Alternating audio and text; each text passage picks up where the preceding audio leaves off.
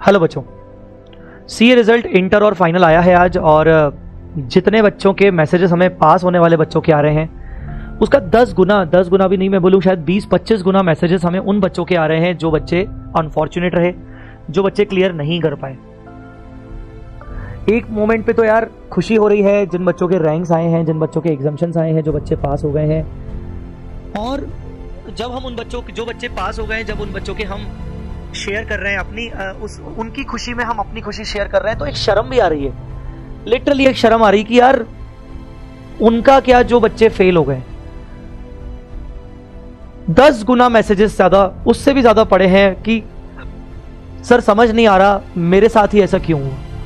मुझे तो बिलीव ही नहीं हो रहा सर अभी तक कि ऐसा मेरे साथ हो सकता है। सर मेरे 5 अटेम्प्ट हो चुके हैं, अब मुझे क्या करना चाहिए। एंड आई एम श्योर कि बहुत सारे स्टूडेंट्स को ये कंफ्यूजन होगा। यार आपको ना, मैंने ये जानबूझ के मैंने ये चीज लगाई है, मैं इस पे आऊंगा। ग्रीफ के ना 5 स्टेजेस होते हैं, मैं उस पे बात करूंगा। आपको क्या लगता है यार, मतलब फेलियर या फेल होना एबनॉर्मल है?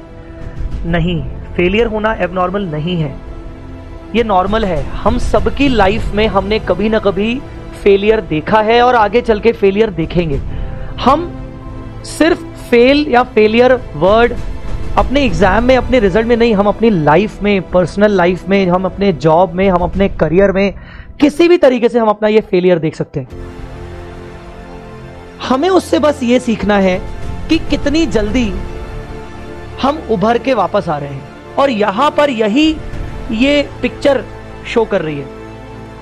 तो मैं बताया, ग्रीफ के 5 स्टेजेस होते हैं। जब हम निराश होते हैं, जब हमें हमारी इच्छा पूरी नहीं होती, जब हम जिंदगी में फेल हो जाते हैं, तो हम 5 स्टेज से गुजरते हैं। पहला डिनायल, हम मानते ही नहीं कि हम फेल हुए, नहीं पॉसिबल ही नहीं है, ऐसे मेरे साथ कैसे हो सकता है। फिर उसके बाद आता है गुस्सा, शायद इंस्टीट्यूट के ऊपर गुस्सा, अपने ऊपर गुस्सा, सिचुएशन पे गुस्सा, भगवान पे गुस्सा कि ऐसे कैसे कर दिया मेरे साथ, मैं ये फेलियर डिजर्व नहीं कर सकता था। फिर हम तीसरी स्टेज पर आते हैं जहां होता है बार्गेनिंग। हम भगवान के साथ हाथ, उसी भगवान के सामने जाते हैं जिस भगवान के ऊपर हम पहले गुस्सा निकाल रहे थे, पर हम फिर बार्गेन करते हैं कि नहीं प्लीज भगवान ऐसा मेरे साथ ही क्यों किया, प्लीज अगली बार मत करना, प्लीज मुझे पास कर दो, मैं अगर रीवेरिफिकेशन डालूं तो प्लीज मुझे मुझे मुझे मुझे पास कर देना। और फिर हम अपनी चौथी स्टेज पर आते हैं डिप्रेशन, कि मेरा कोई सुन नहीं रहा है, मुझे कोई पूछने वाला नहीं है, मेरे घर पे मुझे कोई नहीं पूछ रहा है, लोग मेरा मजाक उड़ा रहे हैं। और फिर हम आते हैं एक्सेप्टेंस वाली सिचुएशन पे, जब हम ये एक्सेप्ट कर लेते हैं कि यार अल्टीमेटली तो मैं ही हूं जो मुझे ही खुद से खड़ा होना पड़ेगा, शायद मुझे कोई और मोटिवेट नहीं कर पाएगा, और जितने लोग मेरे साथ हैं वो बस टेम्पररी है, कुछ टाइम के लिए, बाकी तो सब मेरे अपने अपने कामों में लग गए ना, अल्टीमेटली तो खड़ा होके मुझे ही आगे बढ़ना है। और वो स्टेज होती है एक्सेप्टेंस। बस मैं आपको आज इस वीडियो के माध्यम से यही समझाना चाहता हूँ कि बेटा अल्टीमेटली तुम्हें एक्सेप्टेंस स्टेज पे आना ही है। अब ये तुम्हारे ऊपर निर्भर करता है कि तुम कितनी जल्दी एक्सेप्ट कर लेते हो। मैं जानता हूं कि ये मेरे लिए बोलना बहुत आसान है कि सर क्या आप कह रहे हो एक्सेप्टेंस, सर क्या एक्सेप्टेंस, आप जानते भी हो, आप पहले कभी फेल हुए भी हो क्या? तो मैं आपको बता रहा हूं, हाँ मैं फेल हुआ हूं बच्चों, ऐसा नहीं है कि मैंने फेलियर नहीं देखा। किसने फेलियर नहीं देखा यार? हाँ मैंने फेलियर देखा है। हाँ शायद मैंने फेलियर सीए की जर्नी में कम देखे होंगे, शायद बहुत सारे बच्चों ने कई बार अटेम्प्ट दिए होंगे। मैंने अपनी लाइफ में, अपने सीए इंटर में एक बार फेल हुआ, मैं सीए फाइनल में भी फेल हुआ, पर इसका मतलब ये नहीं है कि बस सीए एग्जाम में फेल होना ही फेलियर होता है।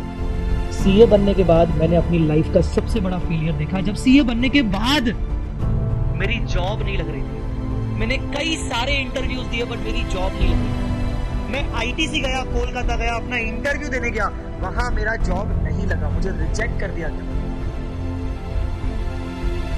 और मैं उस टाइम अपने माँ बाप के सामने खड़ा नहीं हो पा रहा था, मैं उनको कुछ जवाब नहीं दे पा रहा था कि मैं ऐसा मैंने क्या परफॉर्म किया सीए बनने के बाद भी कि मुझे जॉब नहीं लग रही। वो भी तो मेरा फेलियर था।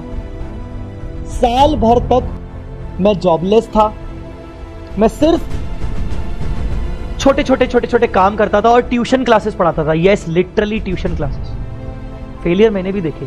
इसका मतलब क्या हुआ?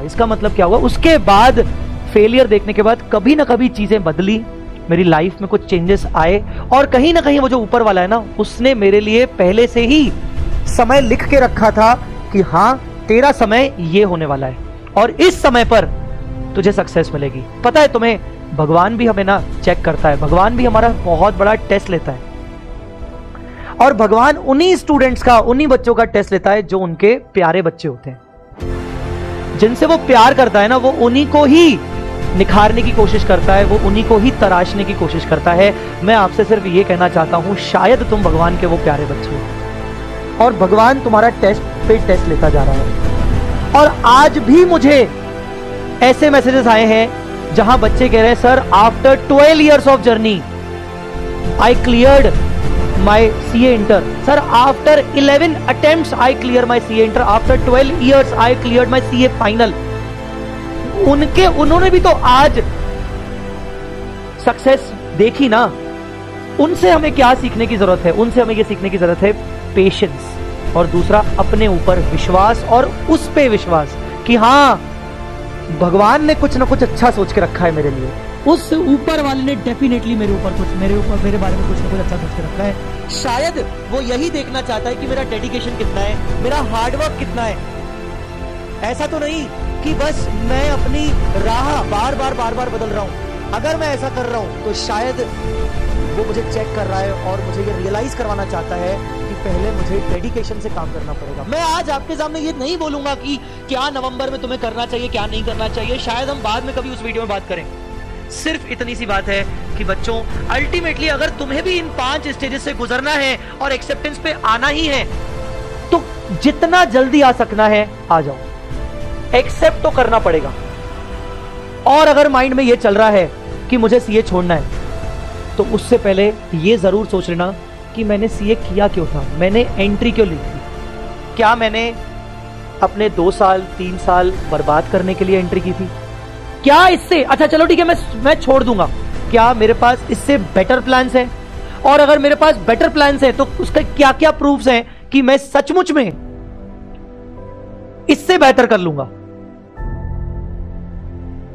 क्या ऐसा तो नहीं कि अभी अभी जस्ट न्यू स्कीम आई है तो मेरे लिए शायद भगवान ने न्यू स्कीम में पास होने के लिए कुछ लिख के रखा है? ये भी चीज आपको कंसिडर करनी है। बस इतना कहूंगा कि अपने आप को अकेला मत मानो। आप ये मत समझो कि बस मैं फेल हुआ हूं, मेरे साथ कोई और नहीं है। फेलियर इस दुनिया में हर व्यक्ति है, और पहले वो फेल हुआ था, उसके बाद ही, और एक बार नहीं हजारों बार फेल हुआ था, और उसके बाद ही वो जिंदगी में आगे बढ़ा है। बस यही एक इंपॉर्टेंट मैसेज को समझो। जितना जल्दी सिचुएशन को एक्सेप्ट करके आगे बढ़ोगे, दौड़ लगाओगे, उतना जल्दी शायद सक्सेस की तरफ आगे बढ़ोगे। और अपने ऊपर विश्वास रखो, ऊपर वाले पे विश्वास रखो। बच्चों, आई रियली बिलीव कि तुम लोगों को ये चीज थोड़ा सा भी अगर समझी होगी तो शायद तुम पॉजिटिव सोचकर आगे बढ़ने की कोशिश करोगे। मैं वापस से वही कह रहा हूं, आज मुझे बड़ी शर्म भी आ रही है बीच बीच में। लिटरली मुझे बड़ी शर्म आ रही है कि यार मैं जो बच्चे पास हो गए उनके रिजल्ट तो शेयर कर रहा हूं, ठीक है, बट क्या मैं जो बच्चे फेल हो गए उनके साथ नहीं हूं? क्या उनके लिए कुछ नहीं हो सकता? क्या उनके लिए क्या करना चाहिए हमें? गाइस, हाथ जोड़ के विनती करता हूं, प्लीज थोड़ा सा पॉजिटिव सोचिए, अपने ऊपर विश्वास रखिए, और शायद कुछ कमियां अगर रह गई थी तो उन कमियों पर ध्यान दीजिए और आगे बढ़िए। फेलियर हमने अपनी लाइफ में सबने देखा है, ये सोचते हुए कि हां ये एक नॉर्मल फेज है, ये फेज भी गुजर जाएगा, ये वक्त भी गुजरेगा और हम आगे बढ़ेंगे। बच्चों, मैं तुम्हारे साथ हूं।